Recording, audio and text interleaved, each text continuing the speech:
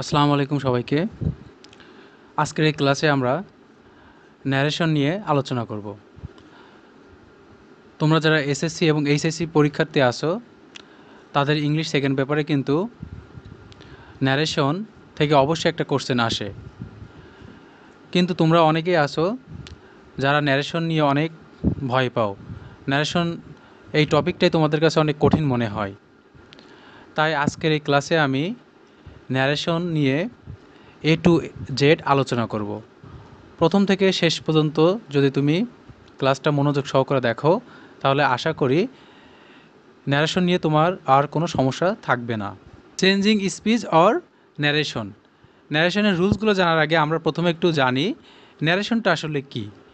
Narration হলো বক্তা যা কিছু বলে তাই হচ্ছে ন্যারেশন, অর্থাৎ আমরা আমাদের মুখ থেকে যা কিছু বলে থাকি সেটাই হচ্ছে স্পিচ বা ন্যারেশন। আর ন্যারেট অর্থ হচ্ছে বর্ণনা করা। ঠিক আছে, ন্যারেশন দুই প্রকার, একটা হচ্ছে ডিরেক্ট ন্যারেশন আর একটা হচ্ছে ইনডিরেক্ট ন্যারেশন। যে উক্তিতে বক্তার কথা অবিকল উদ্ধৃত হয় অর্থাৎ বলে থাকে তাকে বলে ডিরেক্ট ন্যারেশন। যেমন দেখো, হি সেইড আই অ্যাম ইল, এটা হচ্ছে ডিরেক্ট ন্যারেশনের উদাহরণ। আর ইনডিরেক্ট ন্যারেশনটা কি? যখন কোনো বক্তার কথা নিজের ভাষায় বলা হয় তখন তাকে ইনডিরেক্ট ন্যারেশন বলে, অর্থাৎ অবিকল বা হুবহু ওইভাবেই বলা হয় না, তখন তাকে ইনডিরেক্ট বলা হয়।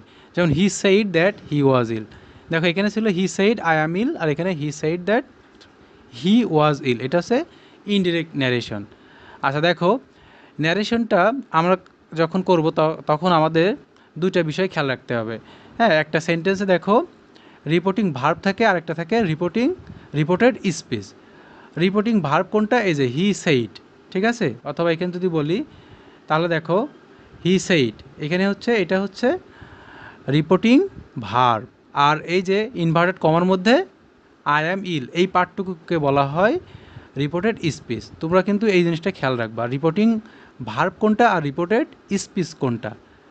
ইনভার্টেড কমার মধ্যে থাকলে কিন্তু রিপোর্টেড স্পিচ, আর ইনভার্টেড কমার বাইরে যেটা থাকে সেটাকে বলা হয় রিপোর্টিং ভার্ব। এবার দেখবো আমরা পার্সন কীভাবে পরিবর্তন করা হয়। হ্যাঁ, এই ন্যারেশন করতে গেলে কিন্তু অবশ্যই পার্সনের পরিবর্তনটা আমাদের শিখতে হবে। রুলস নাম্বার 1 দেখো, রিপোর্টেড স্পিচের অন্তর্গত ফার্স্ট পার্সন সর্বদা স্পিকার অনুযায়ী হয়। হ্যাঁ, স্পিকার অনুযায়ী পরিবর্তন হয়, অর্থাৎ যে স্পিকার যে কথা বলছে, বক্তব্য রাখছে, তার অনুযায়ী কিন্তু এটা পরিবর্তন হয়। যেমন দেখো এখানে উদাহরণ, হি said to me I have done my duty. এখানে স্পিকার কিন্তু কি? হি, এবং লিসেনার হলো এই যে মি, অর্থাৎ শুনছে হচ্ছে মি আর বলছে হি। দেখো তাহলে এখানে পরিবর্তন কিভাবে হচ্ছে, দেখো হি সেইড টু মি, সে আমাকে বলেছিল যে দ্যাট, এই যে আইটা কে ছিল? আই মানে কিন্তু হি ছিল। ঠিক আছে, তাহলে এখানে আইটা হচ্ছে কিন্তু ফার্স্ট পার্সন।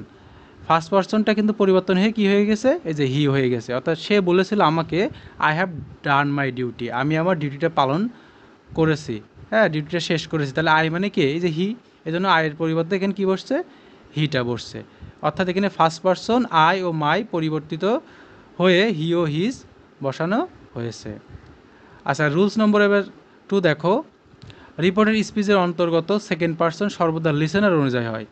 আর ওটা আমরা দেখলাম যে ফার্স্ট পার্সন কি অনুযায়ী হয়, সেটা হচ্ছে রিপোর্টের স্পিচ ফার্স্ট পার্সন সর্বদা স্পিকার অনুযায়ী, আর এখানে হচ্ছে সেকেন্ড পার্সনটা সবসময় কিন্তু লিসেনার অনুযায়ী হয়। দেখো হি সেইড টু বি, তাহলে এখানে শুনছে কে?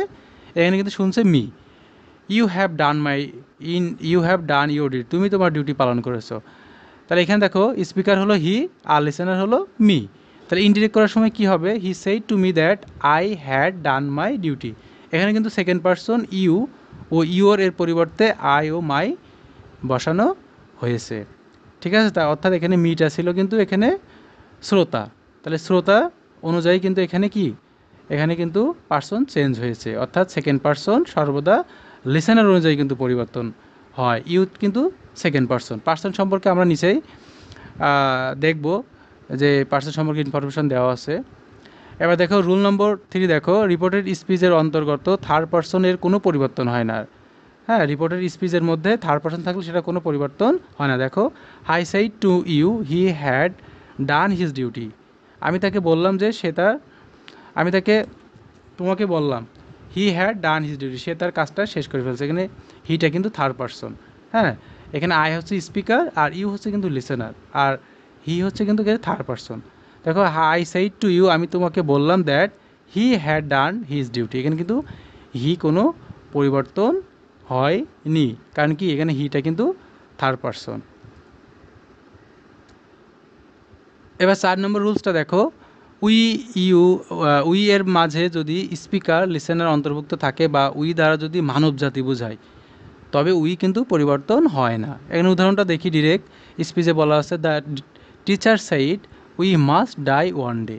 এখানে উই দ্বারা কিন্তু আমাদের সমস্ত মানব জাতিকে বোঝানো হচ্ছে। এখানে দেখো এই জন্য এই যে উইটা কোনো পরিবর্তন হয়নি।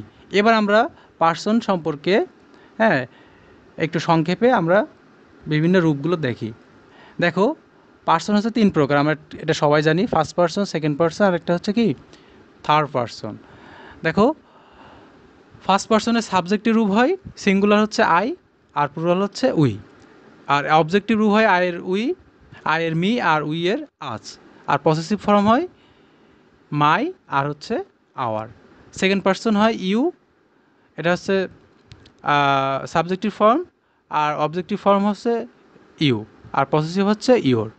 থার্ড পার্সন দেখো হি শি ইট, এটা হচ্ছে সিঙ্গুলার সাবজেক্টিভ ফর্ম, আর দে হচ্ছে plural subjective form. He she it এগুলো অবজেক্টিভ ফর্ম হয় হিম হার ইট, আর দে এর অবজেক্ট হয় দেম।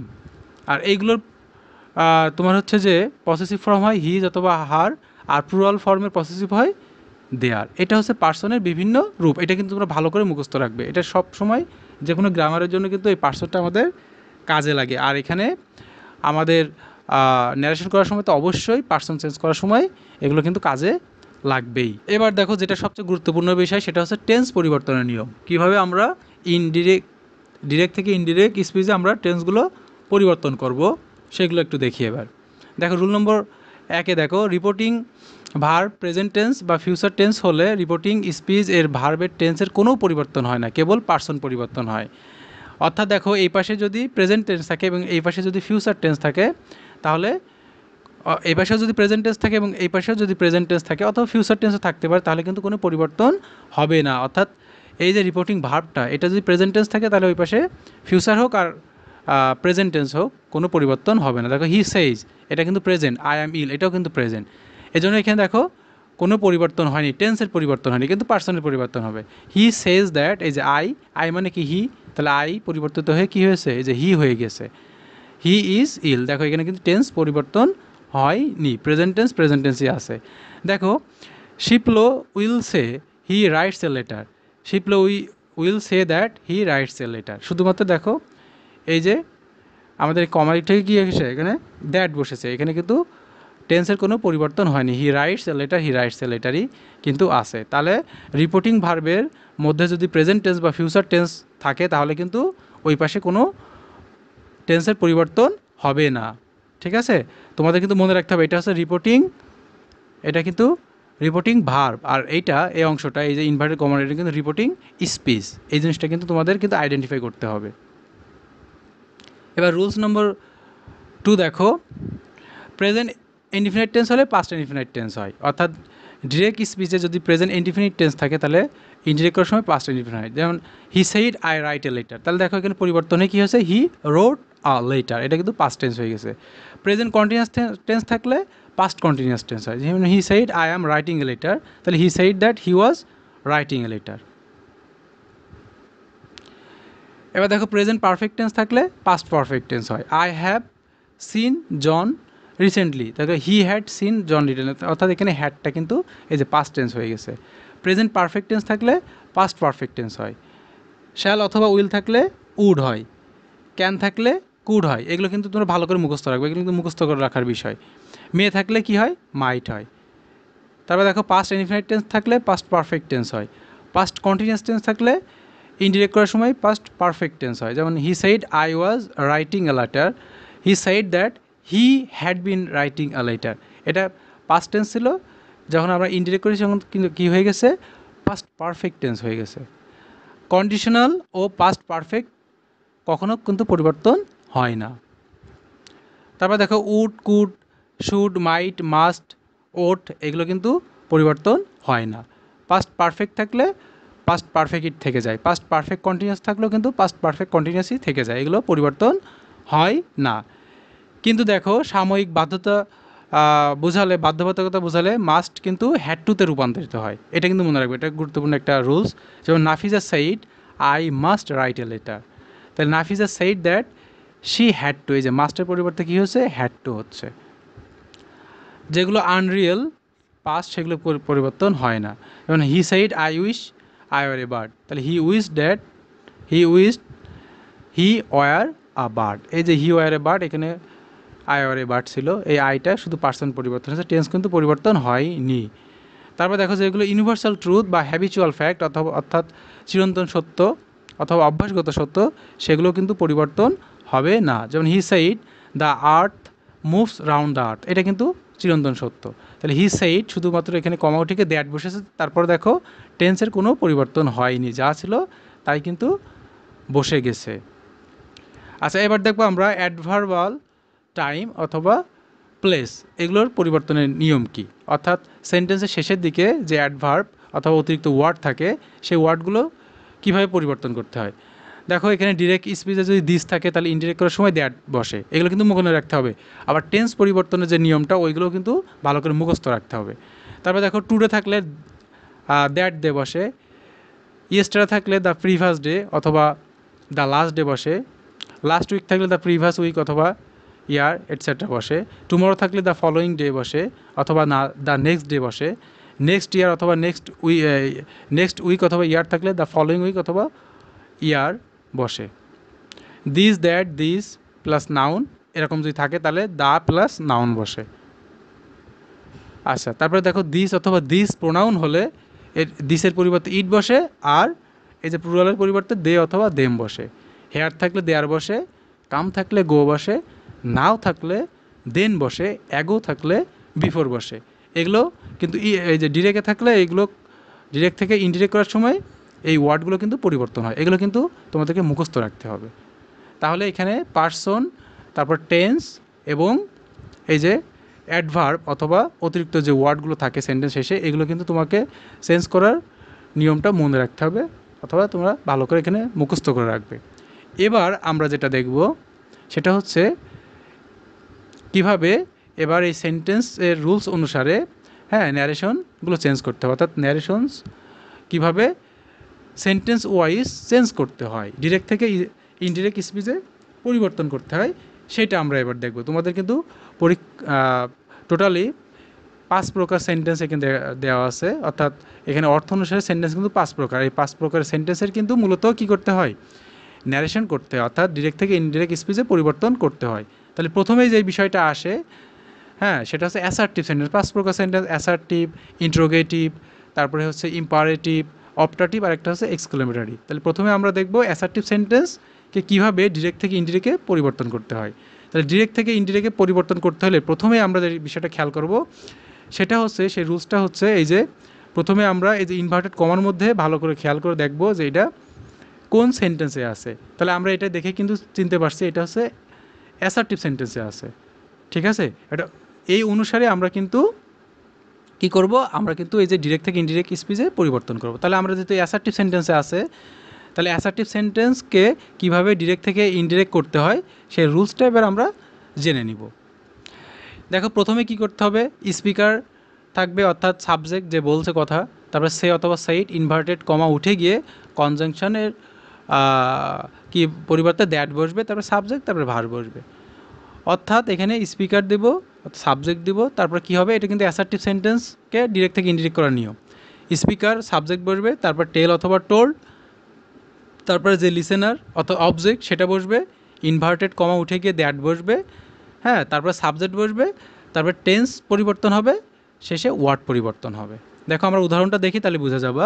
যেমন এখানে আছে Rana said to Kamal I am going to college, এটা দেখেই বুঝতে পারছি আমরা ইনভার্টেড কমার মধ্যে এই সেন্টেন্সটা দেখেই বুঝতে পারছি এটা অ্যাসার্টিভ সেন্টেন্স। তাহলে অ্যাসার্টিভ সেন্টেন্সের রুলসটা কি, প্রথমেই কী বসবে, এই যে ইনভার্টেড রিপোর্টিং ভার্বটা উঠে কী বসবে, টোল বসবে।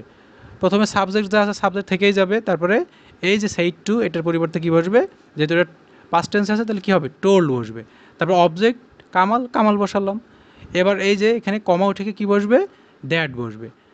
তারপরে কি বসবে, সাবজেক্ট বসবে। কি অনুসারে বসবে, এই যে বক্তা অনুসারে বসবে, কিন্তু টেন্স অনুসারে এখানে আছে পার্সন অনুসারে কী বসবে, এখানে সাবজেক্টে বসাতে হবে। রানা সাইড টু কামাল, রানা কামালকে বলেছিল I am going to college, আমি কলেজ যাচ্ছি। তার মানে আই বলতে কাকে বোঝাচ্ছে এখানে, আই বলতে কিন্তু এখানে এই যে রানাকে বোঝাচ্ছে, রানা হচ্ছে কলেজে যাচ্ছে, তাহলে রানা এর পরিবর্তে কী বসাতে হবে, হি বসাতে হবে।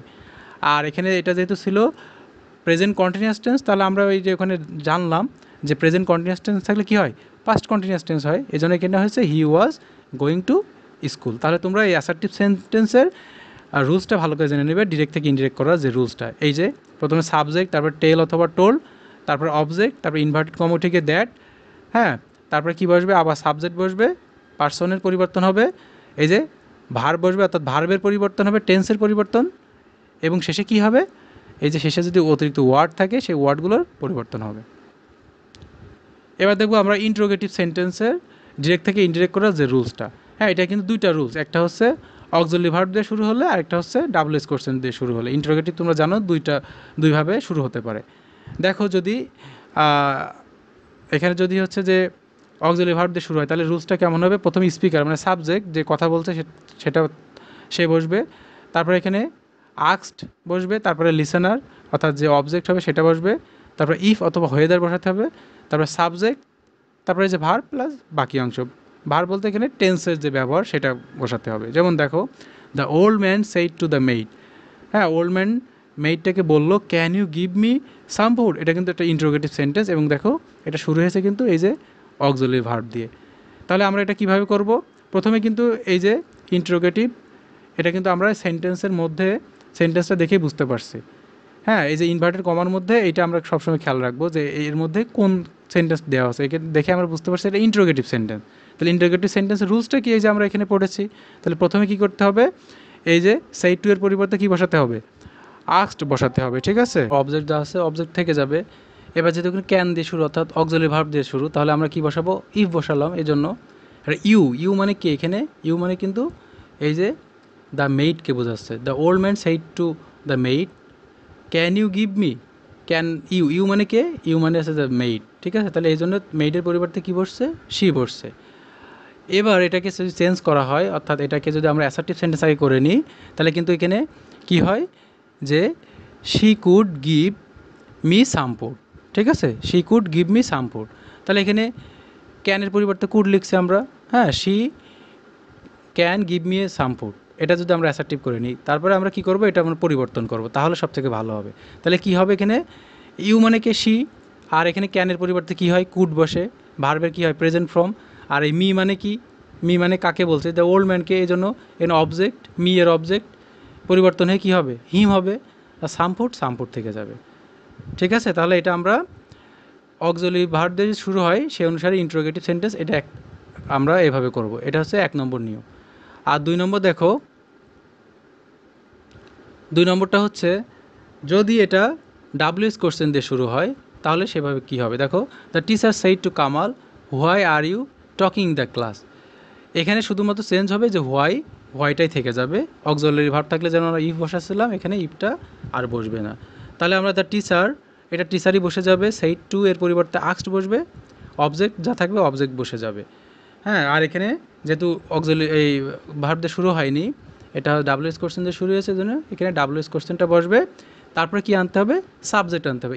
ইউ মানে এখানে কে ছিল, ইউ মানে ছিল কিন্তু এই যে Kamal, why are you talking in the class, তার মানে কামালকে বলছে, তো কামালের পরিবর্তে কী বসবে, এই যে প্রোনাউন হি বসবে। আর এটা যদি প্রেজেন্ট কন্টিনিউয়াস টেন্সে ছিল তাহলে কী হবে, পাস্ট কন্টিনিউয়াস টেন্স, এই জন্য হবে why he was talking in the class. এবার ইম্পারেটিভ সেন্টেন্স দেখো ইম্পারেটিভ সেন্টেন্স প্রথমে কী দিয়ে শুরু হবে, এই যে সাধারণত এখানে তোমার ভার্ব দিয়ে শুরু হবে, এটা দেখে আমরা বুঝবো যে ইম্পারেটিভ সেন্টেন্স করতে হবে। ইম্পারেটিভ সেন্টেন্স করার সময় আমরা প্রথমে এই যে সেইড টু এর পরিবর্তে এখানে রিকোয়েস্ট বসবে, যদি অ্যাডভাইস বোঝায়, উপদেশ বোঝায় তাহলে অ্যাডভাইস বসবে, নিষেধ বোঝালে ফরবেড বসবে, এভাবে করে বসাতে হবে। অবজেক্টই বসে যাবে, হ্যাঁ বোধক হলে শুধু টু দিয়ে তারপরে অতিরিক্ত যে ভার্বগুলো আছে সেগুলো বসে দিতে হবে। যেমন he requested me to give him a glass of water, the teacher said to the student, শিক্ষক ছাত্রদেরকে উপদেশ দিলেন অলওয়েজ স্পিক দ্য ট্রুথ, সদা সত্য কথা বলবে। তাহলে the teacher advise the student, এই যে সেইড টু এর পরিবর্তে কী বসবে, অ্যাডভাইস বসবে, আর যে কমা উঠে কী হবে, টু বসবে, তারপরে এই যে ভার্ব থেকে শেষ পর্যন্ত বসে যাবে, ঠিক আছে।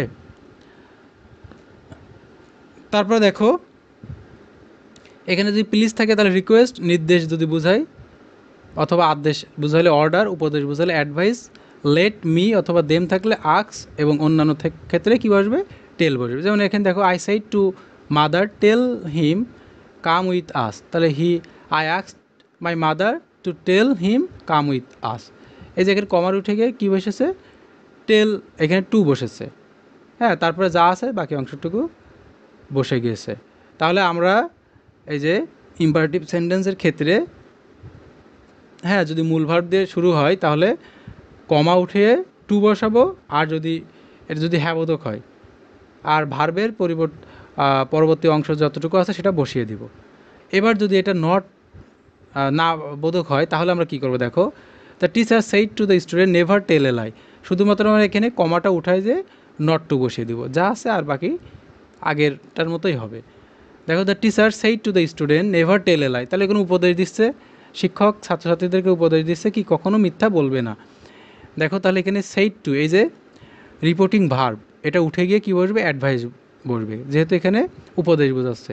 অবজেক্ট যা আছে তাই থেকে যাবে, এই কমা উঠে গিয়ে এই যে নট টু বসবে। এখানে নেভার আছে, যেহেতু নেভার না বোধক, তাহলে নেভার টু বসবে, টেল এ লাই যা আছে তাই। তারপরে দেখো হি সেইড টু মি, সে আমাকে বললেন ডোন্ট স্মোক, স্মোক করো না, তাহলে এটাও কিন্তু দেখো না বোধক, এবং এটা কিন্তু একই সাথে ইম্পারেটিভ সেন্টেন্স। তাহলে এখানে সেইড টু এর পরিবর্তে আমরা টোল দিতে পারি, নিষেধ করতে ফরবিডও দিতে পারি। হ্যাঁ, তবে যখন তোমরা বুঝতে পারবে না এটা আদেশ, উপদেশ না নিষেধ বোঝাচ্ছে, তখন তোমরা টোল ব্যবহার করবা। তাহলে হি সেইড টু মি, সে আমাকে বললেন, এর পরিবর্তে সেইড টু এর পরিবর্তে কী দিব, টোল দিব।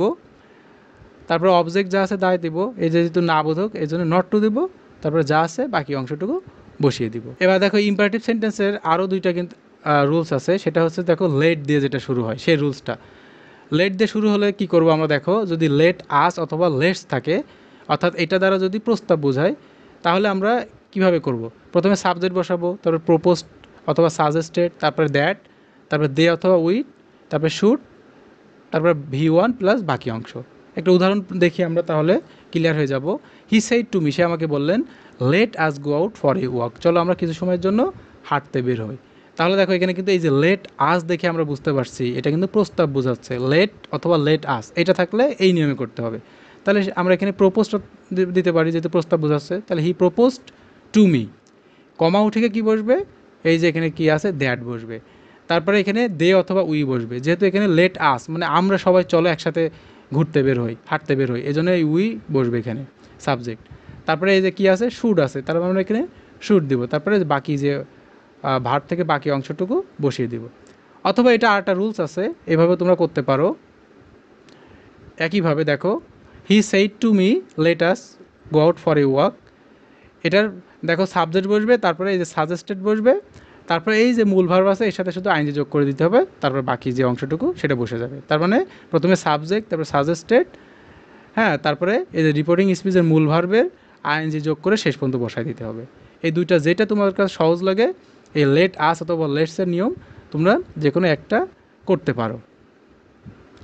এবার দেখো এই লেটের আরেকটা নিয়ম, 2 নম্বর নিয়মটা হচ্ছে লেট হিম অথবা হার অথবা মি অথবা দেম, অথবা অর্থাৎ লেট আস অথবা লেটস দ্বারা যদি প্রস্তাব না বুঝে অন্য কিছু বোঝায়, হ্যাঁ, অর্থাৎ লেটের পরে হিম, হার, মি, দেম এইগুলো যদি থাকে তাহলে দেখো এই রুলসে করতে হবে। সাবজেক্ট প্লাস কী দেবো, টোল্ড, তারপরে অবজেক্ট, তারপরে দ্যাট, তারপরে সাবজেক্ট, সাবজেক্ট কোনটা, ওই রিপোর্টিং ভার্বের সাবজেক্ট, তারপরে মাইট, তারপরে V1, তারপরে বাকি অংশটুকু বসাই দেবো। যেমন দেখো Kamal said to me, Kamal আমাকে বললেন লেট হিম সে, তাকে বলতে দাও হোয়াট এভার হি লাইকস, সে যা পছন্দ করে। হ্যাঁ, তাহলে দেখো এটা কিন্তু আমরা দেখে বুঝতে পারছি হিম দেখে লেটের পরে কিন্তু আস নেই অথবা লেটস নেই, তার মানে এটা প্রস্তাব বোঝাচ্ছে না, অন্য কিছু বোঝাচ্ছে। এই হিমটা দেখে আমরা বুঝতে পারছি, তার মানে আমরা এই নিয়মে করব। তাহলে প্রথমে কি করবো, এই যে সাবজেক্ট কামাল, কামাল বসাই দিলাম, তারপরে সেইড টু এর পরিবর্তে কী বসাতে হবে, টোল বসাতে হবে, তারপর অবজেক্ট কী ছিল, মি, মি বসালাম, কমা উঠে গিয়ে কী বসবে, এই যে দ্যাট বসবে, তারপরে সাবজেক্ট বসাতে হবে, সাবজেক্ট কী ছিল এখানে, হিম ছিল, অর্থাৎ কামাল ছিল, এই যে Kamal said to me let him, তাহলে এখানে হি বসালাম, আর এখানে সাবজেক্টের পরে কী বসবে, মাইট বসাতে হবে, এই যে মাইট, মাইট বসাই দিলাম। আর মাইটের পরে সর্বদা কী হয়, ভার্বে প্রেজেন্ট ফর্ম হয়, তারপর যা আছে যে হোয়াট এভার, আর হি লাইক ছিল, এই যে হির পরে এটা প্রেজেন্ট টেন্স, তাহলে কি পাস্ট টেন্স হবে, হি লাইকড হবে। আশা করি এটা বুঝতে পেরেছো। এবার করবো আমরা অপারেটিভ সেন্টেন্স। আচ্ছা, প্রথমে অপারেটিভ সেন্টেন্স করতে গেলে এখানে সাবজেক্ট বসবে, তারপরে উইস্ট বসবে অথবা প্রেইড বসবে, দুইটার মধ্যে যে কোনো একটা দিতে হবে এই যে রিপোর্টিং ভার্বের পরিবর্তে। তারপরে কমা উঠিকে দ্যাট, তারপরে আবার সাবজেক্ট, তারপরে মাইট, তারপরে ভার্ব থেকে শেষ পর্যন্ত বসবে মূল ভার্ব থেকে। যেমন দেখো, ফাদার সাইড টু মি, বাবা আমাকে বললেন, মে গড ব্লিস ইউ, আল্লাহ তোমার মঙ্গল করুন বা স্রষ্টা তোমার মঙ্গল করুন। তাহলে এই যে ফাদার, এই যে এটা, এই সেন্টেন্সটা দেখে কিন্তু আমরা বুঝতে পারছি এটা কিন্তু একটা অপারেটিভ সেন্টেন্স। প্রথমে তোমরা খেয়াল করবা এই যে ইনভার্টেড কমার মধ্যে, হ্যাঁ, এটা কোন ধরনের সেন্টেন্স দেওয়া আছে, তার মানে আমরা এটা অপারেটিভ সেন্টেন্সের রুলসে করব, পরিবর্তন করব। তাহলে এই সাইড টু এর পরিবর্তে কী বসবে, উইস্ট অথবা প্রেইড, কমা থেকে দ্যাট বসবে। এবার প্রথমে কি বসাতে হবে, সাবজেক্ট বসাতে হবে। সাবজেক্ট হচ্ছে কি, এই যে গড, গড বসালাম। আর তারপরে কি হবে, মে আছে, মেয়ের পাস্ট ফর্ম কী হয়, মাইট হবে। মাইটের পরে ভার্বের প্রেজেন্ট ফর্ম। আর ইউ বলতে কাকে বোঝাচ্ছে, এই যে ইউ বলতে এই যে আমাকে বোঝাচ্ছে, এই জন্য ইউ এর পরিবর্তে এই যে মি বসবে। We said long live our president, তাহলে we wish that our president might এই যে লিভ লং। এবার করবো হচ্ছে এক্সক্লেমেটরি সেন্টেন্স। এক্সক্লেমেটরি হচ্ছে দুই ধরনের হয়ে থাকে, একটা হচ্ছে তোমার আনন্দ বা হ্যাপিনেস এটা বোঝায়, আর একটা হচ্ছে সরো অথবা দুঃখ কষ্ট এটা বোঝায়। তাহলে দেখো, এই যে আমাদের এখানে যেই বিষয়টা থাকে, অর্থাৎ ইন রিপোর্টিং ভার্বের পরিবর্তে যদি আনন্দ বোঝায় তাহলে এক্সক্লেম উইথ জয় বসে, আর যদি দুঃখ বোঝায় তাহলে এক্সক্লেম উইথ সরো বসে। ঠিক আছে, তারপরে কমা উঠিকে দ্যাট বসে, তারপরে সাবজেক্ট বসবে, তারপরে ভার্বের পরিবর্তন বা টেন্সের পরিবর্তন, তারপরে অতিরিক্ত ওয়ার্ড। যেমন বলছে the man said how fine the bird is, the man exclaim with জয়ও দিতে পারো, তবে এক্সক্লেম দিতে পারো দ্যাট। এখানে সাবজেক্ট কোনটা ছিল, দ্য বার্ড, তাহলে বার্ড বসালাম। আর এখানে দেখো এটা ছিল হচ্ছে প্রেজেন্ট ইনডিফিনিট টেন্স, এই প্রেজেন্ট ইনডিফিনিট থেকে কী করতে হবে, পাস্ট ইনডিফিনিট করতে হবে। আর যখন হাউ থাকে তখন কি দিতে হয়, ভেরি দিতে হয়। তাহলে the bird was very fine. ঠিক আছে, he said alas I am undone, তাহলে হি এক্সক্লেম উইথ সরো, এখানে এক্সক্লেম উইথ জয় দিতে পারো। আর এটা যেহেতু দুঃখ বোঝাচ্ছে তাহলে কী হবে, exclaim with sorrow that he was undone, এই যে কমো থেকে দ্যাট, আর আই মানে কে, হি, আর এটা পাস্ট প্রেজেন্ট ইনডিফিনিট ছিল এই জন্য পাস্ট ইনডিফিনিট করা হলো। তারপর দেখো, যদি কোনো সাবজেক্টে ভার্ব না থাকে তাহলে সাবজেক্টের ভার্ব হিসেবে ইট, ওয়াজ অথবা ইজ অতিরিক্ত লিখতে হবে। যেমন he said what a pity, এখানে কিন্তু দেখো কোনো সাবজেক্ট দেওয়া নেই, তাহলে ইটটা আমরা ধরে নেব। হি এক্সক্লেম উইথ জয়, বা এক্সক্লেমে দিতে পারো, তবে এক্সক্লেম উইথ জয়, কমা থেকে কী বলবে, দ্যাট। এটা যেহেতু প্রেজেন্ট টেন্সে ছিল তাহলে এখানে সাবজেক্টটা ইট ধরে নিলাম, তাহলে ইট ওয়াজ এ গ্রেট পিটি। ঠিক আছে, নাউনের পূর্বে গ্রেট এবং অ্যাডজেক্টিভ অথবা অ্যাডভার্বের পূর্বে কী বসাতে হয়, ভেরি বসাতে হয়। এই যেখানে পিটি ছিল এখানে এই জন্য কী দিয়েছি আমরা, গ্রেট দিয়েছি। হ্যাঁ, এখানে নাউন ছিল, আর অ্যাডজেক্টিভ অথবা অ্যাডভার্ব থাকলে তার পূর্বে কী দিতে হয়, ভেরি বসাতে হয়। আশা করি তোমরা এই যে সেন্টেন্স কিভাবে ডিরেক্ট থেকে ইনডিরেক্ট স্পিচে পরিবর্তন করতে হয় সেগুলোর রুলস তোমরা ভালোভাবে বুঝতে পেরেছো। কয়েকবার প্র্যাকটিস করবা, তাহলে আশা করি আরও তোমরা এই বিষয়ে ভালো ক্লিয়ার হয়ে যাবা। এই জন্য তোমাদেরকে বারবার কী করতে হবে, বারবার এক্সারসাইজ করতে হবে, প্রথম থেকে শেষ পর্যন্ত আবার বারবার 4-5 বার করে কী করতে হবে, এগুলো রুলসগুলো দেখতে হবে, মুখস্থ রাখতে হবে। এবং এখানে যে ওয়ার্ড পরিবর্তন, টেন্স পরিবর্তন, পার্সন পরিবর্তন, এগুলো কিন্তু ভালো করে মুখস্থ রাখতে হবে। হ্যাঁ, দেন তোমরা ভালোবার প্র্যাকটিস করবা। এবং দেখো শেষে আমরা কিছু এখানে প্র্যাকটিস দিয়ে দিয়েছি তোমাদের জন্য, তোমরা প্র্যাকটিস করে জানাবা যে এগুলো কতটুকু তোমরা পারলে। এই যে এখানে অনেকগুলো প্র্যাকটিস তোমাদের জন্য দেওয়া আছে, ডিরেক্ট থেকে ইনডিরেক্ট তোমাদের করতে হবে।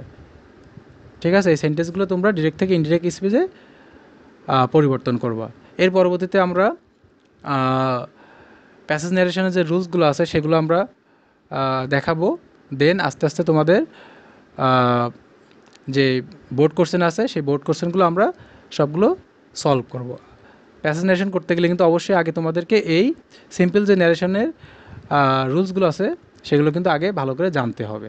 ঠিক আছে, এইটা যদি না পারো তোমরা কিন্তু প্যাসেজ ন্যারেশন করতে পারবা। আজকে তাহলে এই পর্যন্তই, আল্লাহ হাফেজ।